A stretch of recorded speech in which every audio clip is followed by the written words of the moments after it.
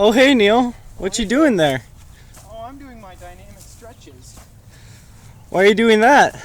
Well, it gets my muscles all fired up and ready to go for some nice cardiovascular exercise, of course.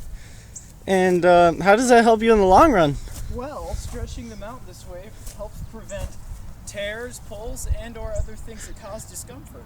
So what are you stretching right now? Oh, right now I'm stretching my hamstrings because when those get pulled or something, it hurts really bad.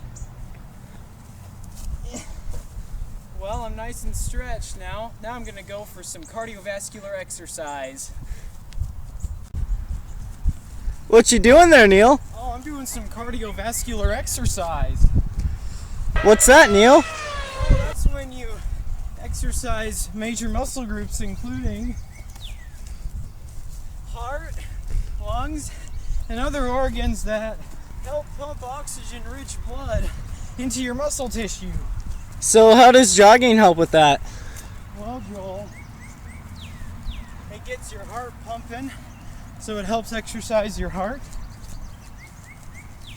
As you can see, I'm breathing a little heavier now than I normally do. So it's helping exercise my lungs too. Wow, Neal, that's very nice to know. Yeah.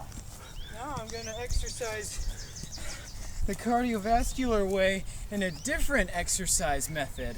How are you going to do that, Neal? I'm going to go longboarding. Well, as it turns out, I don't know how to longboard, but conveniently my trusty assistant Joel does.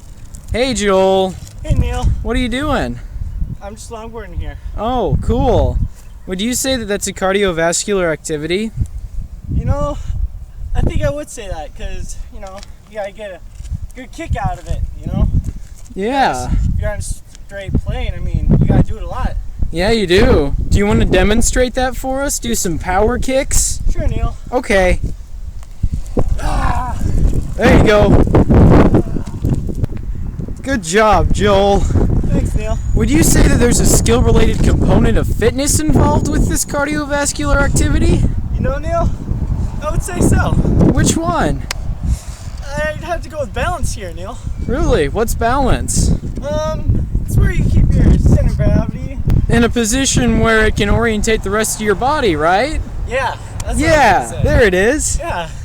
Well, thanks, Joel, for showing us how to longboard and how it is also a cardiovascular activity, which involves the skill-related component of balance. See ya! Look at that bird over there. Oh, hey, Neal. Oh, hey, Joel. What are you doing? Well, Joel, I'm biking.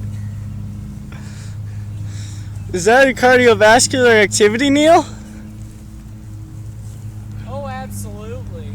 It's exercising your heart and lungs and your hamstrings. Wow, Neal. Yeah, in fact, it's one of my... Now that I've gotten my 3 cardiovascular exercises in, I'm gonna go do some static stretches. As it turns out, I don't actually know how to do static stretches, but conveniently, my trusty assistant Joel does. Hey Joel. Hey, Neal. You doing some static stretches there? Yeah, Neal. Doing some toe touches, boy. Ooh, cool. And what makes static stretches so different from dynamic stretches? Well, Neal, static stretches are when you don't move around too much. Yeah, so it relaxes your muscles, right? Yeah, pretty much. Yep. It's pretty nice after like a run or like cool down stretch. Or like after a cardiovascular activity, for instance. Yeah. Yeah. Standing toe touches. Okay. Even though it's standing, it still means it's static, right? Yeah, because I'm not really moving. Okay. Oh, hey, Neal. Oh, hey Joel. Hey, Neal. I heard about this one thing called a The FIT principle. Yeah. Can you describe it to me, please? Oh, sure. Well, you see, the FIT principle is almost like a SMART goal and helps us keep up our cardiovascular activity throughout our lives.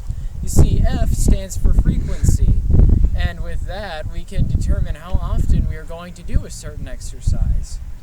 It's nice to know, Neal. Yeah, but But that's not all. No, sir. The I stands for intensity, and that determines how hard you're going to push yourself. And the harder you push yourself, the greater the rewards are going to be, son. Really? Yeah. And then the first T is type. And this will determine which exercise you do. And that is very important, because if you're playing a sport or something, then you don't want to exercise one part of your muscle too much.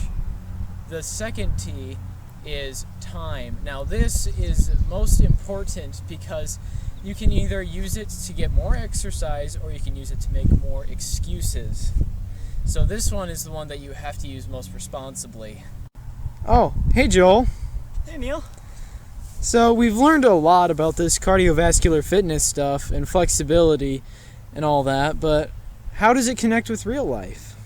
Well, Neal, if you get really flexible, it allows you to do more physical activities. That allows you to do more cardiovascular stuff. Mm-hmm.